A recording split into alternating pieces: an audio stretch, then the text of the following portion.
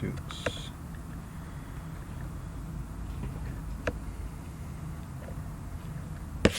So I wanted to make a video about showing how to deep etch images. If I don't want to assume that everybody's used to Photoshop and all that. So explain. So this is basically Photoshop. Yours might look different from mine, but I'm using CS6.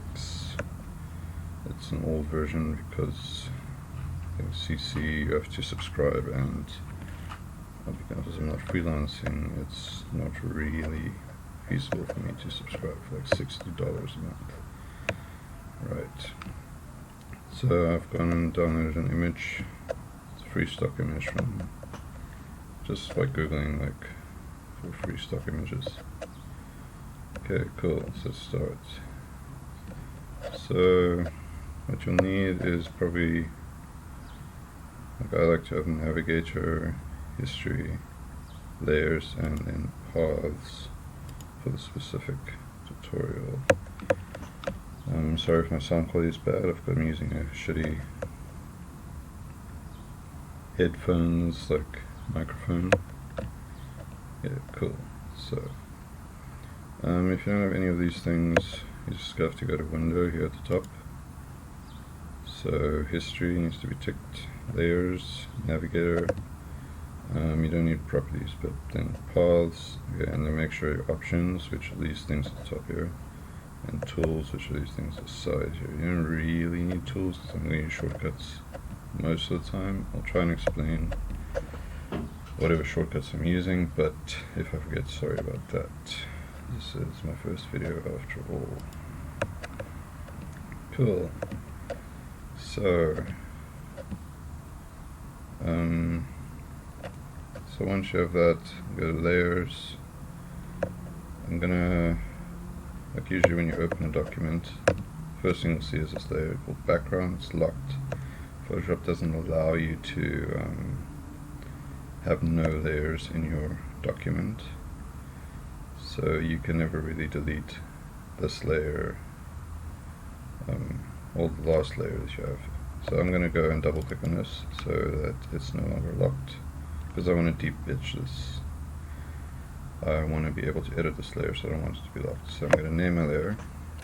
It's always good to name your layers, because if you're working especially in a large, like in an organization or whatever, a company, you might not be the only one to use this like file if you're working in like a pipeline or something. And if other people see like a document with like 100 layers that are unnamed, it's going to just cause a lot of shit. And yeah, and you might also use the layer like a few years after working on this file. You might go back to it for reusing the file, and then if you have to like change things, you're going to get like, what the fuck's going on, you know. So just name your layers, don't be up to date. So I'm going to call this etch, short for deep etch. For those that don't know, deep etching is when you separate an element of the image from the rest of the image, and in order to, you want to do that because you want to maybe manipulate the image in a specific way, like change the color or whatever and not affect the rest of the image, or maybe move a part of the image or get rid of it completely. Like, there's a lot of like different reasons. So I'm calling this etch. Next I'm going to click on this folder icon here. That's going to make a new folder. I'm going to call that etch2, and then I'm going to click and drag this just into this. You'll see it good now. The folder, this little eye over here, is if it's visible or not. You see if I unclick the group, the whole image like disappears. Anyway, I'm doing this for later uses to understand later. Cool. Then you see I've got like a magnifying glass here. That's the zoom tool, C shortcut. So I got scrubby zoom on here at the top. I think CC might have that on by default, I'm not sure. But if that's not on, then you can, if you click drag, it will make like a little box that will zoom in that part. if you hold down Alt or Option in Mac, it'll toggle between the plus and minus. You can zoom out with that. You can also go over here with the navigator and scrub through if you want to zoom in more. Some people might find if you zoom in really, really close that pixel grid will come on, which is really irritating. It's over here. Let me see if I can. Oh, there we go. If I can scrubby zoom, let's read some. So if this does happen, just go to View, Show, and then here Pixel Grid to turn that off or on if you want it on or not. I hate it on. It's great for pixel art, but we're not doing pixel art right now. Cool. So you can hold down spacebar to pan. You can also click on the little hand here if you don't like this H shortcut, but I never use that. Most of the Photoshop tools, while they're active, if you just hold down spacebar, you can click and drag, and that will allow you to move around. Okay, so we've got our layer here, and then we've got our subject that we want to etch. I'm going to etch the motorcycle and the woman. So I like to zoom in about 200% usually. So see there, 200%, you can click there. And then I'm going to select the pen tool. Its default is P for your shortcut, but you can also click here. If for some reason like your pen tool pops up with one of these other random things like the free pen tool, you don't want that, you want just the default pen tool. So you can just click and hold over a thing. It's like with these little arrows in the right hand corner, and that'll open up all the different options for that specific tool, and you want pen tool selected. Right. So it doesn't matter where you start. I'm just going to start at a random place. So if you click, hold, and drag, you see it will make these little like arms. So you generally want the arms to follow the direction of the image. You'll see as I go along, then you release, and then you go to the next one. I'm holding spacebar again to pan.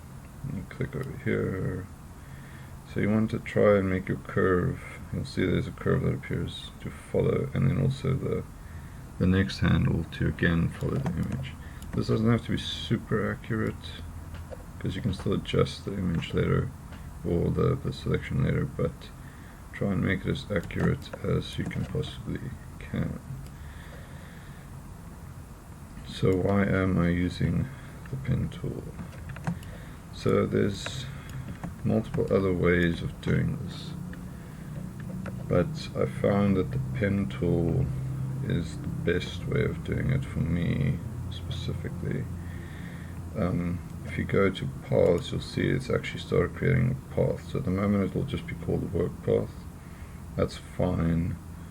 You see it's selected. If I unselect this, you'll see the path here disappears. And if I start a new path now, it'll actually start a new path, and my old path has excuse me, old path has been removed. In order to prevent that from happening, you can double click on the path, and that will save the path. So path 1 is fine. You can name it if you really want. It doesn't matter. Only matters if you're gonna prepare, if you're planning on making multiple paths, then I would name it. But for now I'm just gonna say path 1. Now if I start a new path, you see it will start a new path, but my old path is still there, which is, it's just nice to have. Okay, so once you've saved your path, you can, with the pen tool active, you can just, you'll see there's like a little square that appears when you hover over an endpoint. If you click, then it will start again. Like now, this path is active again, or this pen tool. path or whatever is active again, and yeah, you can just continue going from there. If you have made a mistake of sorts while doing this, you can hold down Command or Control, sorry, and you can actually click on a point and move it. I don't know if it's very visible, but you can see the path is like following the point. So let's say, like, for whatever fucking reason, I went and clicked over here. Now you see that is not ideal, so I can click on this point and move it to where I want it. If you just click, it'll make a corner point. If you click drag, it will make like a curve sort of point like this. Cool, so I'm just going around the curve here. I'm just going to follow. So you want to try follow the edge of whatever you want to try and select as close as possible. That's the reason I'm zooming in about 200%. It all depends on how big this image is going to be used. I mean, if you're going to use this as a thumbnail for a website or something, then it doesn't matter. Your selection doesn't have to be as accurate. So it's all about like quality versus, you know, the time. And if you have to do 100 thumbnails, like deep-etch 100 thumbnails, you don't want to spend like more than like 10 minutes on an image, because that's going to take, you know, that's going to take you years to finish. So cool. So you see here I've reached an corner point. So what you can do is you can hold down Alt or up. I think it works on Mac with the option, but then I've seen some Mac keyboards have an Alt as well. It'll change it to this little, with like a little open arrow. Now if I click on this point, it will make it a corner point. This is ideal, so it cuts off one of the arms, and it'll just make it like almost like a dead stop or whatever point. And then from there I can just keep going. I'm trying to go slowly, but if I'm going a bit too fast, don't worry. It doesn't. It just takes practice. Like, you get faster the more you do it. I've been working for like I think almost 4.5 years or whatever as a photo retoucher.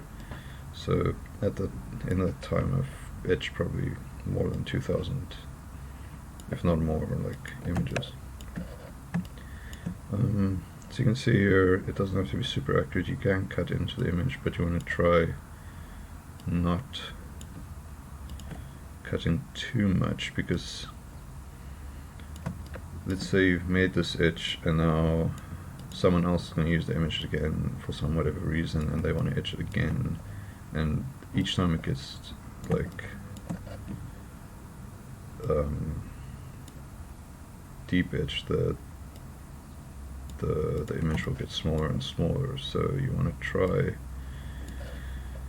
not cut into it too much. Yeah, sorry if this is like a boring part of it. I'm trying to go quickly. I might skip, like speed this up just to not have people waste their time watching me like deep etch this random girl on a motorcycle. Cool.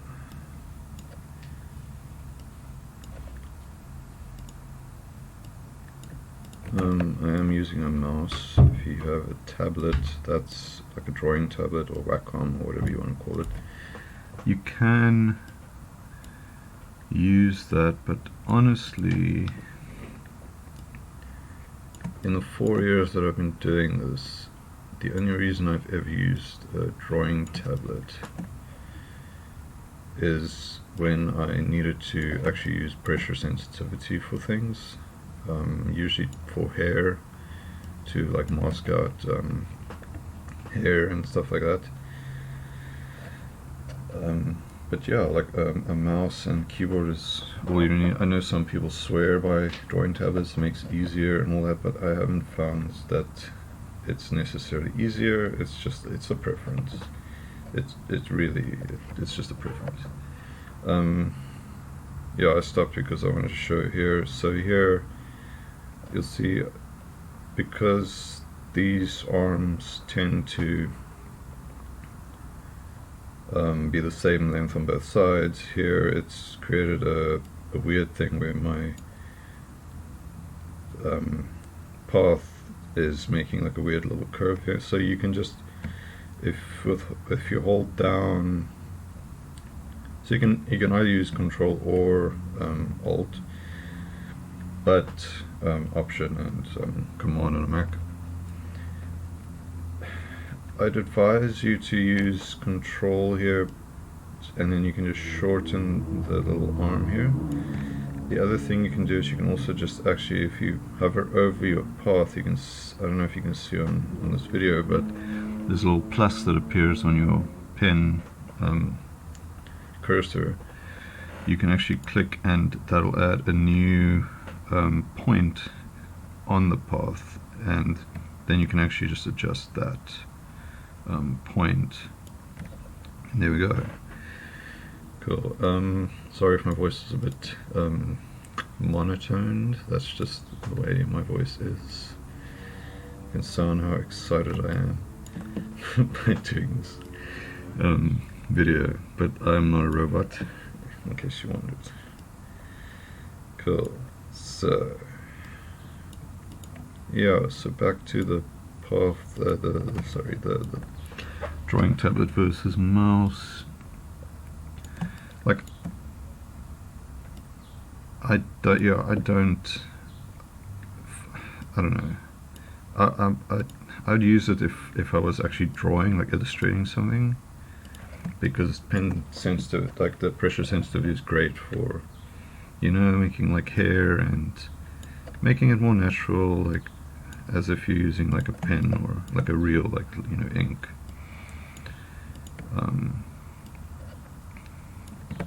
Ink on paper sort of vibe. But yeah, for deep etching, unless you actually just going and masking out the thing like manually, I mean, you know, like with a paintbrush and just drawing on the mask, I don't think it's necessary.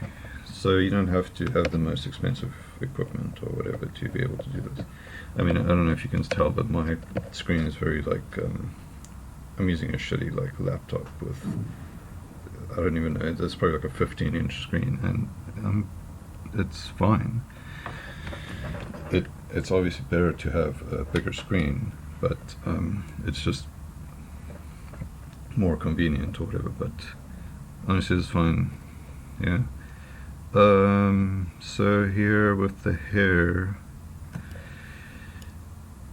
so when you do deep etch, you're the only one that's going to ever know if something's been cut off. So you can choose to include this hair here, or you can choose to just cut it off, and I'm going to choose to just cut it off for now, because honestly, like, that little strand there is not going to fucking matter in the grand scheme of things, unless you really want to show the woman's hair. So at her actual hair, I'm not gonna try and like match it. It's gonna look super unnatural, so I'm going to crop in a little bit, not on the edge, but I'm gonna do like a super rough crop in here. Like where it's like really sharp like this, you can stick to the edge, but I'm going to avoid that for now, because I want to show you how I would go about adding the hair to my selection later. I'm going to try use channel masking. I don't know if you can tell, but this image might be a bit difficult to distinguish the background from the model or whatever. So it might be a bit of a mission to use a channel mask, but I'm going to try for the purposes of this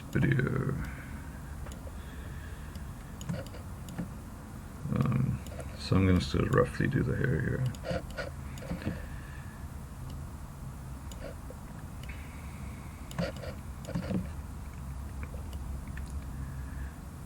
Okay.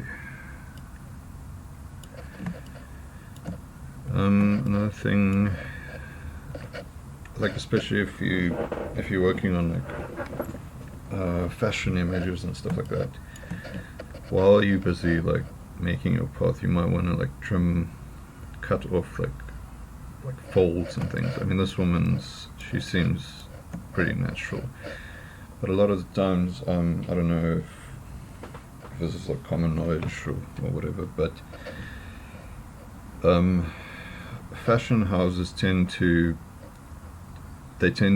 send like prototype clothing to like magazine companies and stuff, and the models and the stylists have to kind of just, they have to deal with what they get a lot of the times, and often the clothes won't actually fit the model because they don't send you the right sizes, or you know, it's like secret undercover shit where they don't want people to steal their designs and whatever, and the stuff, it has to appear on the websites and stuff before it's actually in the shops,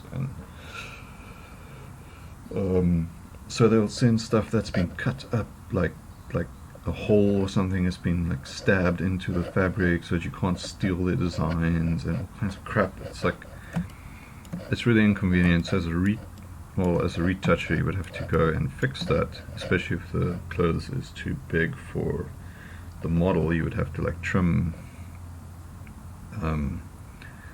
You basically need to make it kind of look like it does fit the model, even if it didn't in the initial like the shots or whatever. So like stuff like this, I would like just trim off, try and make it look more natural. And I mean,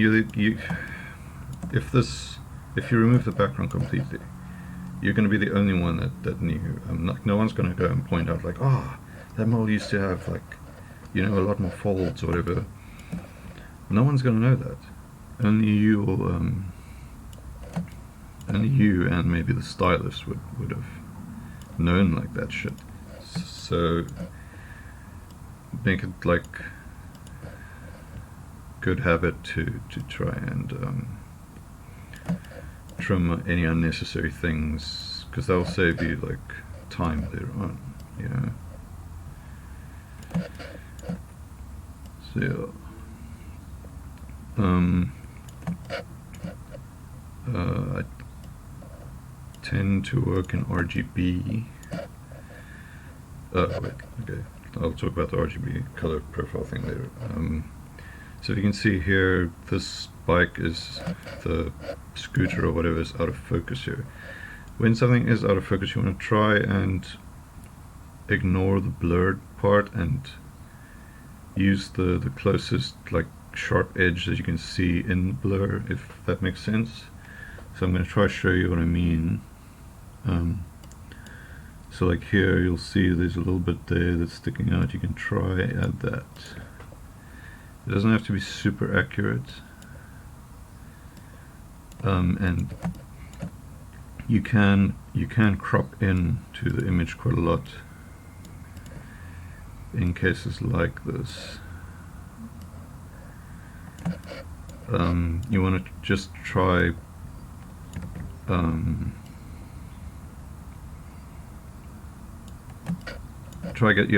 get the sharpest edge, because I'll show you later why I would do that. But generally it looks weird when, especially when your image has been separated from the background, like if it's on a white background or a colored background or whatever,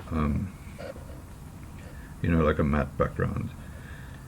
Wherever it was blurry, it's going to look super strange, like unnatural, because the pixels will still look blurry, but the edge will be like really sharp. So you actually want to try and capture some of that blurriness by faking it. And I'll try show you when I get to that point. So still just using the pen tool, still on the same path. So what's cool about this,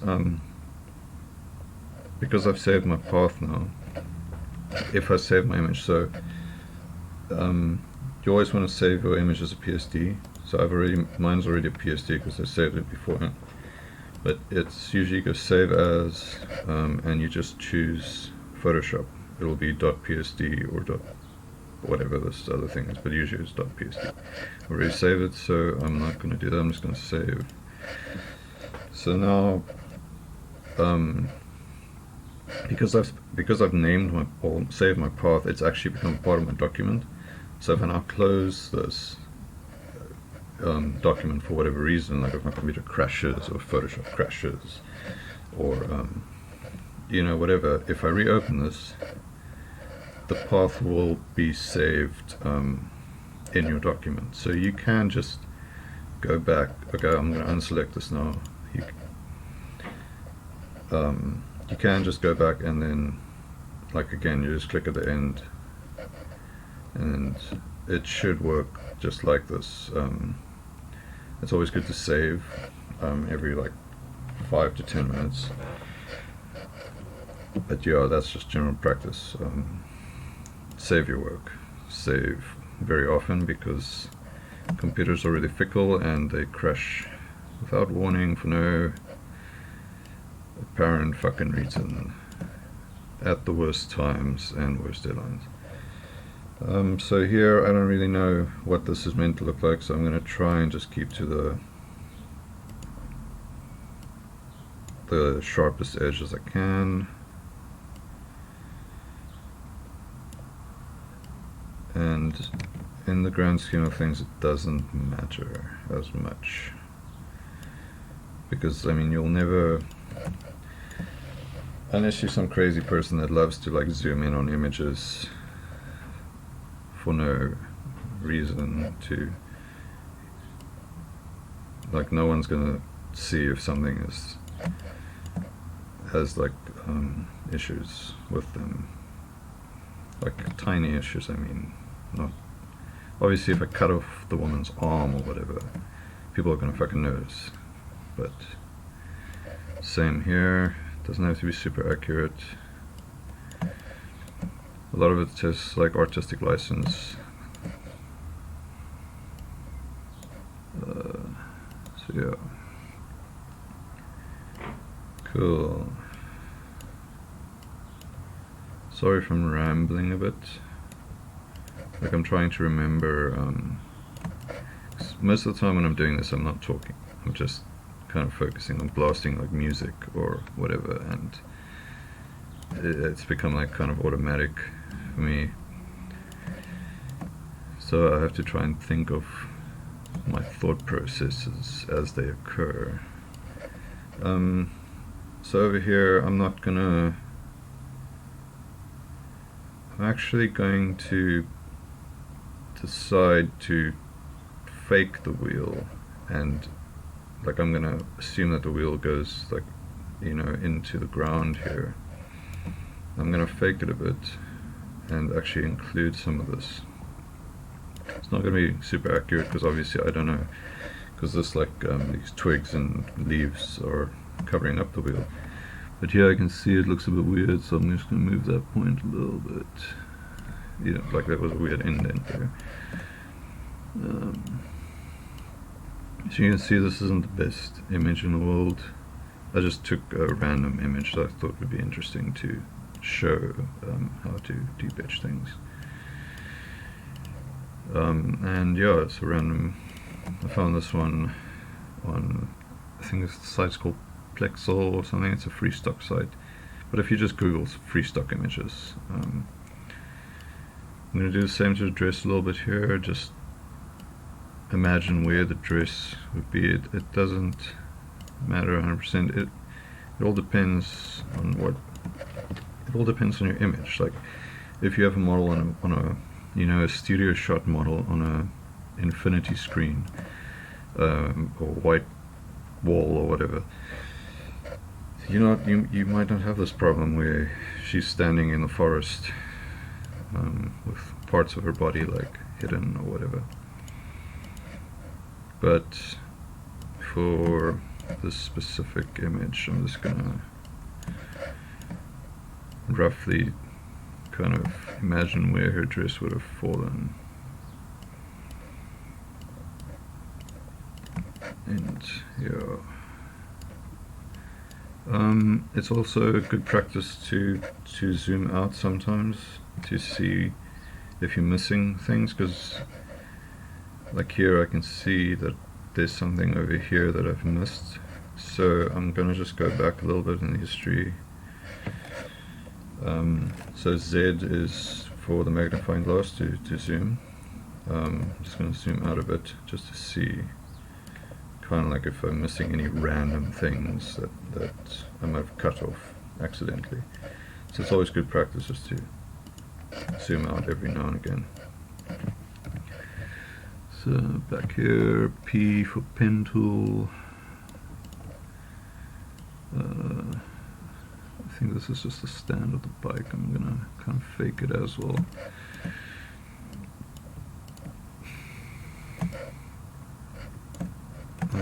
There's like a ton of stuff here. Honestly, I'm just gonna decide to cut that off because it's a bit ridiculous. I don't really know what the fuck that is. It's obviously part of the stand, but I don't think that matters right now. Yeah. Sorry if I'm saying a lot. It's because I'm thinking of what to say. It's hard to actually speak and do this sort of thing at the same time. If you don't know, Control or Command Z is to go one step back. If you're using CC, they've actually made it so that it like properly undoes now, but any older versions of Photoshop, it only goes one step back, like here. So you can actually toggle between, if you Control Z, it'll just toggle between the last two like history states. Yeah, and if you didn't know this, like here, it saves about 20, I think you can actually edit how many states it saves, but I think default is about 20 states of history, and you can actually click on these states to go back to go back a few steps. It's basically undoes whatever, but you'll see it will actually keep these grayed out here. So the reason for that is because if you see this, there's a little tick box here. You can actually click on this box. This is it makes the state active for a tool called the history brush. I don't know if anybody knows that. It's a really cool tool. It's over here. I'm going to use that for my blur, to show the blur later on, but it basically paints to that. It creates, it's difficult to explain. I'll show that. Maybe, yeah, I'm gonna do it in this video, but I might make a different video for the hair, because I don't want this video to be like super long. I feel like it's gonna be like quite long already, unless I speed this up and skip all of this mumbling, but we'll see what happens. Okay, shit, made a mistake there. So yeah, Alt,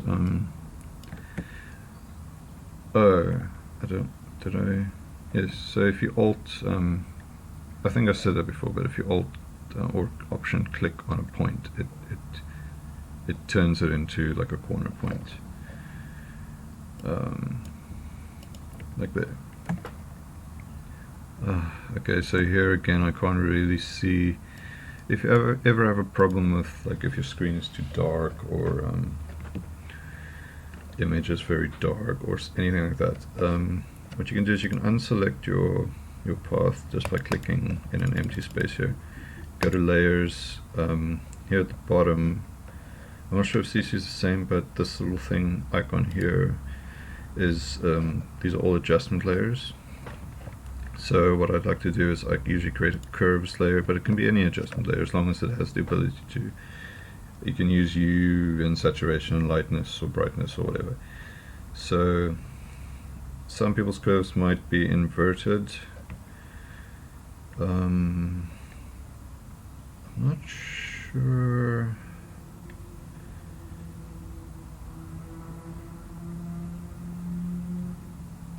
I'm not sure where to actually invert it, because I barely ever do it.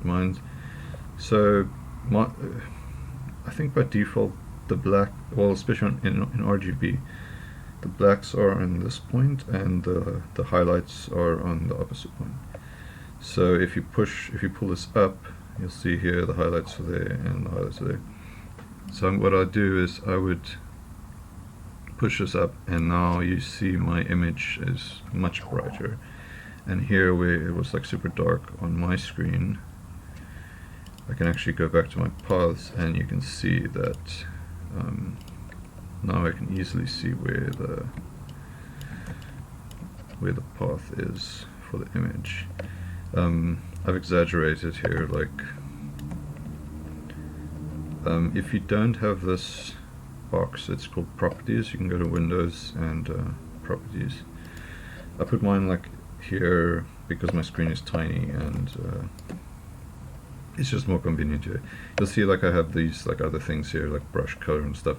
Usually I would have this if I had like a much bigger screen, I would have it also like in different tabs here, but I found that it's more convenient for it just to be here. So Photoshop is, if you didn't know, it's very like customizable. You can like drag around any of these tabs, and just by clicking on the name and holding it and dragging,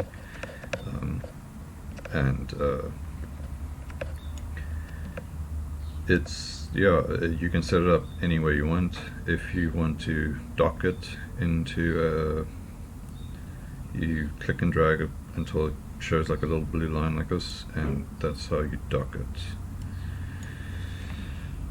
onto like a specific I don't know what you said, an edge or whatever you call it. Cool. And you can also actually save your workspace if you go to Window, Workspace, New Workspace, and then it will save. You can save the menus, you can save keyboard shortcuts and all of that. And then at the top here, it should be like at the moment you see repro work. I just made that one for myself. You can see if I click on like essentials, the menus will completely change, but I can always go back to repro work, and it goes back to the way that I like to have it. Another thing is if you press F, you can actually toggle between like if you want to hide the menus. This might be ideal for some people that like to work in full screen, so then you see all your menus are like kind of hidden on the side here. And I mean, this is great if you know all the shortcuts and stuff. You can like now work freely. So you just hit F again. There's 3 different ones. There's this one, I think, this one, and this one. I tend to just work like this, but it's a personal preference, honestly. Okay, so here again, I'm just gonna guess where the wheel is, and there's the end. And you see that it did a little weird curve here. So what I can do is I can hold down Control, click on that. I can actually go and move this point a little bit. There we go.